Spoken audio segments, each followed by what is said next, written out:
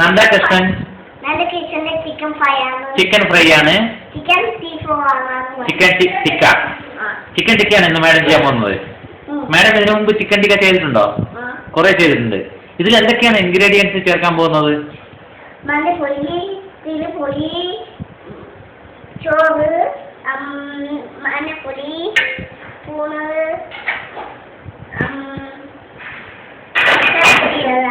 മസാലപ്പൊടികൾ ചേർത്തിട്ടുള്ള ചിക്കൻ ടിക്ക മസാല. ഓ, നല്ല കോമ്പിനേഷൻ ആയിരിക്കും.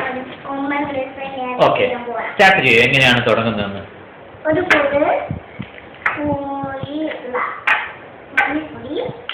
സ്പൂണ് മഞ്ഞപ്പൊടി, ഒരു സ്പൂൺ മുളക് പൊടി, ഒരു സ്പൂണ്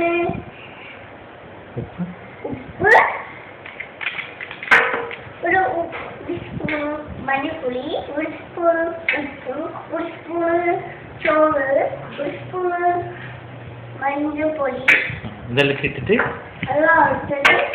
മഞ്ഞപ്പൊടി, ഒരു സ്പൂൺ മഞ്ഞപ്പൊടി, ഒരു സ്പൂൺ മുളകുപൊടി മിക്സ് ചെയ്യണം. കുറച്ച് കുടിച്ച് എന്നിട്ട് വെള്ളം ഒഴിച്ചിട്ട് ഇങ്ങനെ വെക്കണം. എന്നിട്ട് കുടിച്ച് മിക്സ് ചെയ്തിട്ട് നല്ല ടേസ്റ്റ് ചെയ്യണം. ഇത് ചെയ്യണം. ബാ, ഇനി നോക്കാം.